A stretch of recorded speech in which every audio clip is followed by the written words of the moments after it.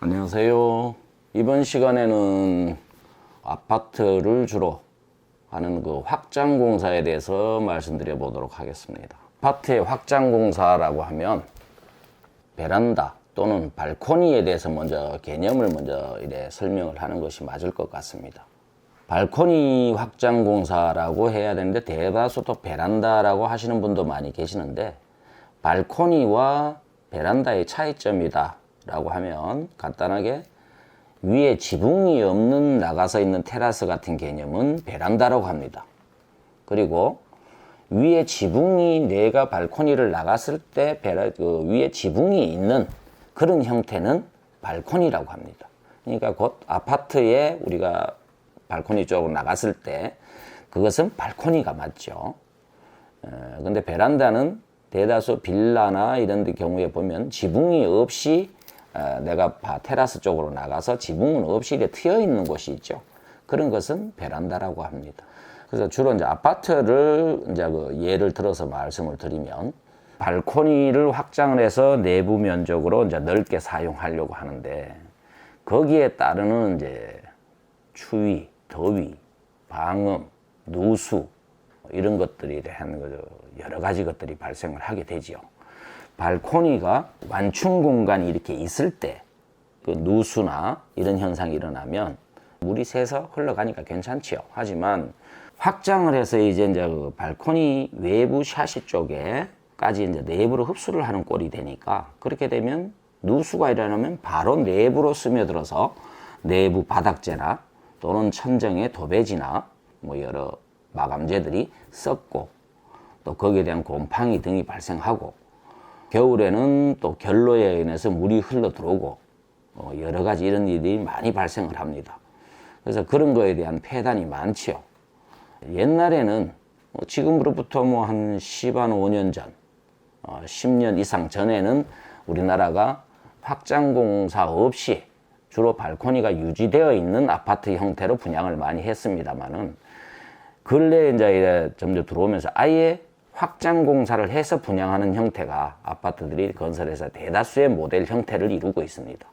근데 옛날 불과 한 10여 년 전만 돌아가더라도 10여 년 전 이상에 되어 있는 아파트들에는 거의 다가 확장이 되어 있지 않는 상태에서 분양을 했습니다. 그런데 중요한 것은 확장 공사다라고 하는 의미부터 먼저 한번 짚어보고자 합니다. 확장 공사라고 하면서 다른 데서 공사를 했는 분들이 오셔서 제가 정보를 많이 듣게 됩니다.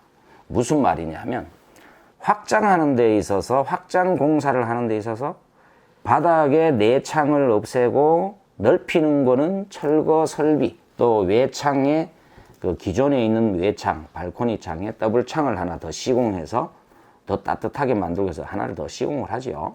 거기 샤시를 하나 더 시공하는 거. 그리고 벽체 쪽에 이제 냉난방을 위해서 단열을 하는 것. 이걸 각자 분리시켜서 따로 견적을 내면서 확장 공사는 내창을 트는 것이 확장이다라고 알고 계신 분도 또 있더라고요. 확장 공사다라는 개념은 내실로 흡수를 하는 거에 들어가는 모든 종목들을 포함한 개념을 확장 공사라고 합니다. 그것을 설비는 따로, 더블 샤시 시공하는 것도 따로, 또 난방 설비를 바닥에 넣는 것도 또 따로, 단열 공사를 하는 것도 따로, 이렇게 말하고 그냥 트는 것만 확장이다라는 개념으로 말해버리면 이건 아주 웃기는 이야기가 돼버립니다.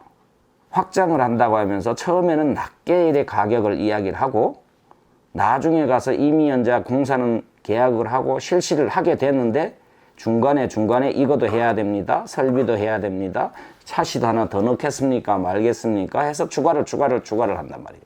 그렇게 돼버리면 소비자는 이미 시작한 공사니까 물리지도 못하고 사업자한테 그 공사를 맡긴 사람한테 끌려가는 꼴이 돼버립니다.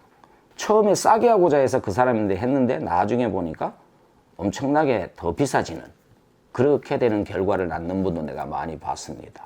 근데 그런 것들은 일종의 사기입니다. 거짓말이죠.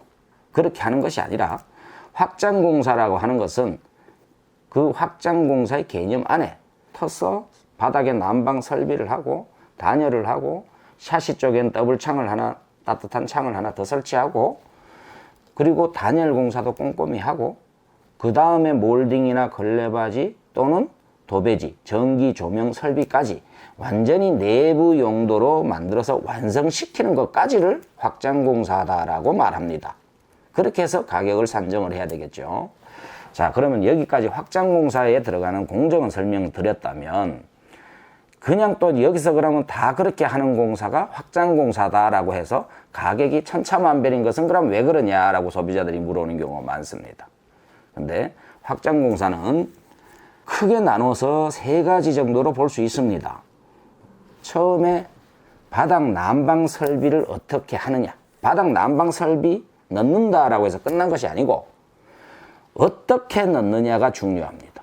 엑셀 배관, 난방 배관을 몇 줄을 넣을 것이며, 또 줄마다 몇 줄의 간격은 얼마의 간격을 넣을 것이며, 엑셀 난방을 넣고 그 위에 미장의 높이는, 두께는 어느 정도 미장을 할 것이냐에 따라서 난방의 효율성은 굉장히 달라집니다. 그러니까 그냥 난방을 넣었다라는 것으로 끝나면 안 됩니다. 어떤 방법으로 어떻게 넣느냐에 따라서 그걸 꼭 짚으셔야 됩니다.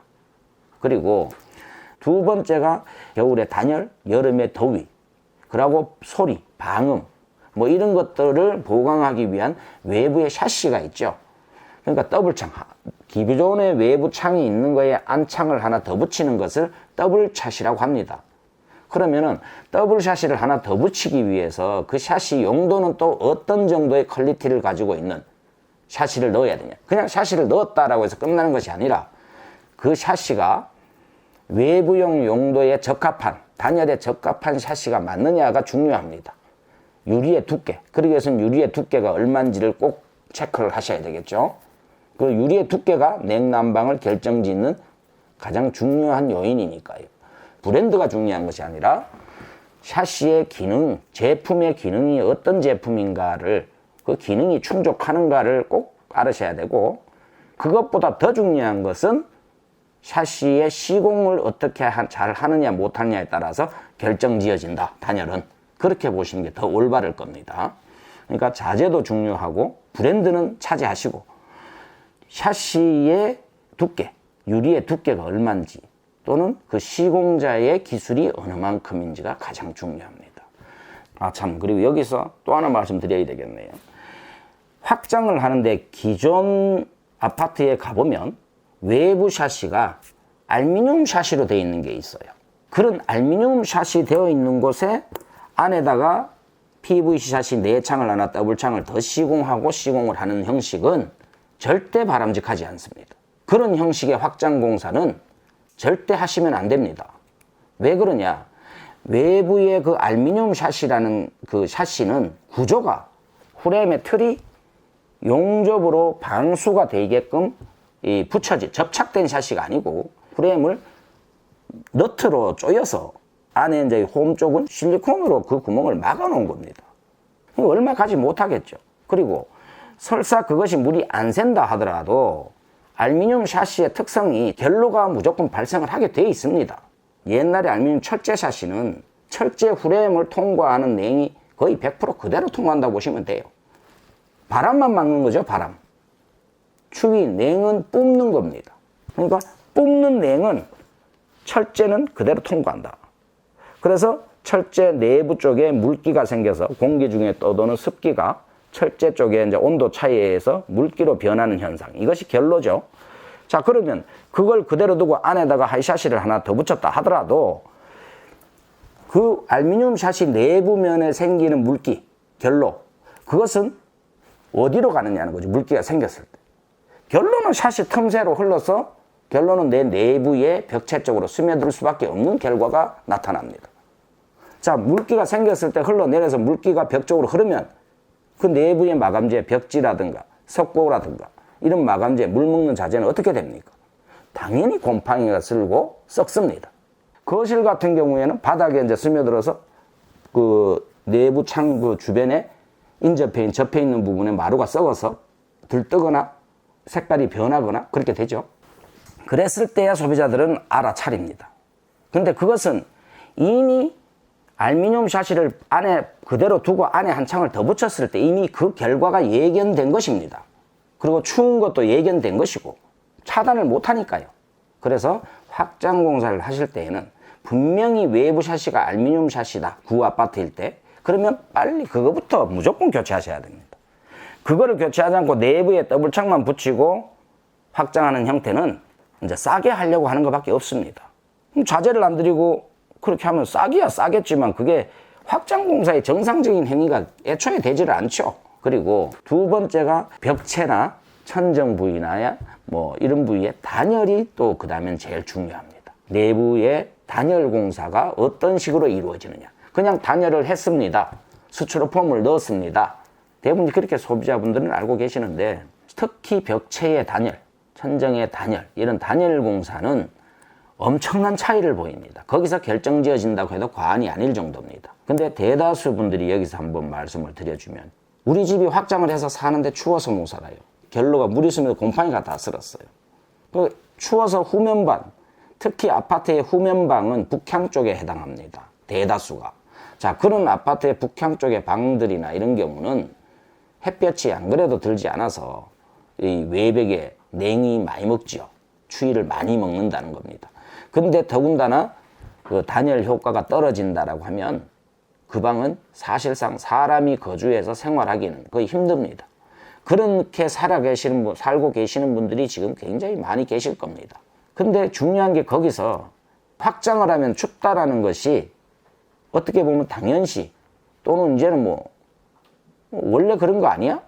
뭐 확장하면 원래 춥지 않아? 이렇게 돼버리는 경우가 많이 있습니다. 근데 전혀 그렇지 않습니다. 제대로 확장 공사를 했는 세대에 가면 춥다는 소리를 저는 들어본 적이 없습니다. 그건 왜 그러냐 하면 자재도 문제고 또 시공 방법도 문제고 그 두 가지가 굉장히 지금 잘못되어 있기 때문이고 또 그렇게 안 해주기 때문이지도 하겠지요. 그것은 곧 돈과도 결부가 되죠. 공사 대금이 많고 적음에 또 결부가 될 텐데, 대부분 소비자분들은 확장 공사를 하는데 견적은 쌌으면 좋겠고 또 확장 공사를 했을 때 추후에 춥지 않은 좋은 따뜻한 방이 되었으면 좋겠다 이 말이죠. 그걸 요구합니다. 그는 곧 싸고 좋은 제품을 원하는 것과 같습죠. 근데 여기서 제가 한마디 꼭 해드려야 될 것은, 싸고 좋은 것은 이 세상에 존재하지 않습니다. 싼 자재를 썼는데 어떻게 따뜻해질 것이며 10년, 20년 시공 기술 경력을 가지고 있는 사람이 시공하는 것과 이제 갓 1, 2년, 2, 3년 된 사람이 시공하는 것과 같을 수가 없죠. 당연히 같지 않습니다. 또 그 사람들의 그렇게 차이가 벌어지는 경력을 가지고 있고 시공 능력을 가지고 있는 사람이 하루 노임이 같을 거라고 생각하시면 그것 또한 말이 안 되지 않습니까? 그래서 고급 기능사가 꼼꼼히 정상적인 시공으로, 정상적인 자재로, 정상적인 아주 꼼꼼한 행위의 공사를 단열을 하고 샤시를 하고 설비를 하고 그렇게 했다면, 그거는 그렇지 않은 싼 자재와 싼 노임, 싼 기술자로 이렇게 했다면 그럼 당연히 차이가 극명하게 벌어져야 당연한 겁니다. 그런데 여기서 소비자분들이 판단이 좀 어렵다는 부분이 있죠. 다 같은 목공하는 사람, 또 다 같이 설비하는 사람, 다 같이 사시하는 사람들이 오는 것처럼 와서 시공을 하는데 그 사람이 기능이 10년이 됐는지 이제 1, 2년이 된 사람인지 알 길이 없죠. 그렇지만 결론을 말씀하시면 되죠. 항상 처음 주문을 할 때 춥지 않는 방으로 만들어 주시고 춥지 않는 거실 확장을 해 주시고 그런 데 대한 가격은 얼마입니까? 이게 만약 확장을 하면 춥습니까? 안 춥습니까? 라고 말한다면 그 사업자, 어느 공사자는 분명히 답을 줘야 될 겁니다. 그 소비자한테. 거기에 대한 것을 직답을 분명히 얻으신다면 그 사람은 춥지 않은 공사 네 해드리겠습니다 했다면 고급 퀄리티, 고급 자재 모든 걸 사용해야 되겠죠. 그러면 그렇게 하는 사람이 거기에 합당한 가격을 부를 수밖에 없을 겁니다. 근데 그냥 대다수 분들이 그렇게 묻지 않고 확장공사 얼마예요? 라고 흔히 물으시거든요. 가장 많은 첫 마디가 방 확장하는데 얼마예요? 거실 확장하는데 얼마예요? 그렇게 단순히 물으십니다. 근데 이 확장공사는 그렇게 단순하게 확장공사 얼마예요? 방 확장 얼마예요? 라는 물음에 답할 수 있는 그런 단순한 단답형의 공식으로 성립되지 않습니다. 절대 그렇게 될 수가 없어요. 근데 소비자분들은 너무 간단하게 표현하시는 걸 좋아해서 그런지 너무 빨리 간단하게 답을 얻으려고 하는 그런 심리가 많으세요. 근데 그러면 오류가 생깁니다. 확장공사라고 하는 거에 있어서는 공정이 작지만 공정을 나열하다 보면 집 한 채 짓는 것과 나름없는 공정이 다 들어간다 해도 무리가 아닐 정도의 공정은 다 들어갑니다. 자, 창호 들어가죠. 바닥 설비 난방 들어가죠. 자, 집의 외벽에 단열 들어가죠. 그 다음에 마감 도배 들어가고 몰딩, 목공, 걸레바지 다 들어가죠. 그리고 전기 설비 들어가죠. 그럼 결론은 집 한 채 짓는 공정이 다 들어가는 거 아닙니까? 외부 공사, 토목 공사만 빠졌다 뿐이지 결론은 내부 실내에 들어가는 건축 공사의 행위는 다 들어가는 겁니다. 그만큼 간단하게 표현해서 확장 공사라고 하지만 건축 행위에 버금가는 공정은 다 포함하고 있기 때문에 상당히 난이도가 높다. 그리고 한 번 하면 그 공사를 살다가 번복하기도 힘들고 다시 재공사하기도 상당히 애로사항이 많죠. 거주하시다가 공사를 하려고 하면 그 먼지나 또 소음이나 뭐 보통 확장 공사를 하면 10일 정도 계산을 잡고 또 겨울철에는 더 길게 2주까지 걸리기도 합니다. 그런 시간 동안 집안에 공사자들이 왔다 갔다 해서 개방을 해야 되고 보통 일이 아니죠. 자, 그래서 한 번 공사를 하면 짧게는 10년, 길게는 그 아파트 허물어져서 썩어 내릴 때까지 그렇게 살아야 되는 그 확장 공사를 하는 거에 있어서 너무 단순하게, 너무 단답형으로, 너무 간단히 그렇게 견적을 내고 무조건 싼 것만 찾아서 움직이는 그렇게 소비자들이 찾는 것도 큰 잘못이기도 합니다. 원래는 사업자가 좀 올바르게 말해줘야 되겠죠. 근데 공사를 수주하고 싶은 욕심에 소비자들이 좋아하는 말만 해주면 돼요. 그리고 공사 완료해주고 난 다음에 아니 돈 준 만큼 해줬으니 내보고 어떡하라고 하면은 소비자는 할 말이 없죠. 근데 소비자분들의 대다수 우리 고객분들이 입주 세대분들이 오셔서 하는 말은 요구 조건은 그게 아닙니다. 따뜻하고 좋은 확장 공사를 원하는데 싸게 해주십시오죠. 근데 그것이 그렇게 될 수 없습니다라는 거를 잘 설득을 하고 알려드려야 되는 게 업자의 또 소임이었을 텐데 그렇지 못한 업자들이 많은 것도 현실이죠. 당장 그 사람들도 먹고 살아야 되니까 그랬겠죠. 그러니 공사를 하고자 하는 여러 소비자분들께서 이러한 점들을 익히시고 또 알으셔서 절대 싸고 좋은 공사는 없다는 거. 정확한 자재로 정확하게 시공해서 그랬을 때 따뜻해질 수 있다고. 그리고 춥지 않는 확장 공사가 가능하다고. 확장 공사 춥다고 하는 거 잘못된 생각이십니다. 전혀 춥지 않는 공사가 얼마든지 가능합니다. 그러니까 이런 지식을 들으시고 앞으로는 내가 드린 만큼만 정확하게 소비자가 공사 금액을 드린 만큼 정확하게 공사를 해줄 수 있는 업체, 그 업체가 있고 그 기술력이 되는 사람이 있다면 그 사람이 가장 소비자인데 좋은 사람입니다. 그렇지 못하고 그 능력이 없는 사람이라면 그 공사를 소비자분들은 맡기시면 안 되실 겁니다. 안 되는 사람한테 맡기고 또 좋은 공사가 되기를 또 기대한다면 그것 또한 허황된 일입니다. 그러니까 바닥 난방 설비를 할 때 열을 증폭하는 방열판까지 또 엑셀 난방 설비를 할 때 간격을 어느 만큼 지키는지까지 또 몇 줄을 깔아주는지까지 이런 것도 꼼꼼히 짚으셔야 되고 단열 벽체를 할 때 단열의 소재를 어떤 걸 쓰는지 어떤 시공법을 쓰는지 그것도 꼼꼼히 짚으셔야 되고 샤시, 바깥 샤시의 두께는 어떤 기능을 가진 어떤 차단 능력, 단열 차단 능력을 가진 샤시를 해주는지 유리 두께는 얼마인지 명시를 다 하셔야 돼, 계약서에. 그리고 나중에 시방을 하고 다 완료됐을 때도 그것이 추후에라도 그게 밝혀졌을 때 그 계약서대로 명시가 된 대로 시행이 되지 않았다면 언제든지 그 사람한테 손해배상도 할 수 있는, 청구를 할 수 있는 근거를 계약서에 남기시고 그런 식으로 계약을 하셔야 됩니다. 지금 뭐 제가 이렇게 확장공사에 대해서 두서없이 이렇게 말씀드렸습니다만은 가장 중요한 뭐 덕목이라면 마지막으로 또 짚어주면 확장공사를 할 때 거실이나 방이나 주방이나 뭐 현관 전실이나 이런 식으로 확장공사를 하는 곳은 많습니다. 근데 그런 곳마다 확장공사라는 것을 할 때 분명히 춥지 않는 확장공사를 해주세요라고 다짐을 하는 거예요. 기술적인 건 모른다 할 때 춥지 않게 해주세요 라는 말만 해도 그 상대의 사업자는 춥지 않는 확장공사에 따르는 여러 가지 것들을 갖춰야 될 의무가 생기는 겁니다. 그러니까 춥지 않은 확장공사를 할 때 전혀 춥지 않은 확장공사를 해주세요라고 하고 주문을 한다면 시공업체는 아마 상당히 애로사항이 생길 겁니다. 만약에 확장공사를 해놓고 추우면 그때 대한 배상은 어떻게 할 것입니까? 라는까지도 물어본다면 그 대답에 대한 걸 확답을 주지 않는다면 확장공사 수주를 하기가 어렵겠죠. 아니면 자신이 없으면 그런 것들을 꼭 짚으십시오. 확장공사가 안 춥게 하는 것이 불가능하다면 모르겠지만 그런 기술이 분명히 존재하고 있으니까 춥지 않는 공사를 해야 된다는 것에 대해서 소비자들이 요구니까요. 제가 그걸 많이 연구한 사람입니다.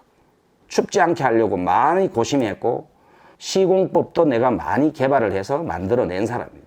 근데도 아직까지 춥다, 확장공사를 하면 춥다라고 생각하는 것은 소비자분들이 많이 알아보지 못해서 그런 걸 수도 있고 아직 몰라서 그런 경우도 있고 그런 것이겠죠. 하지만 이 이후부터는 확장공사가 춥지 않다라는 것을 분명히 알고 계시면 좋겠습니다.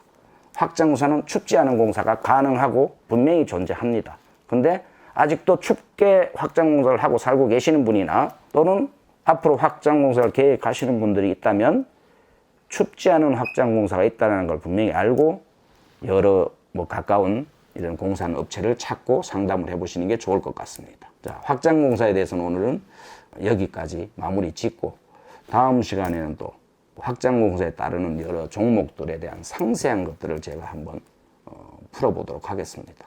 자, 감사합니다.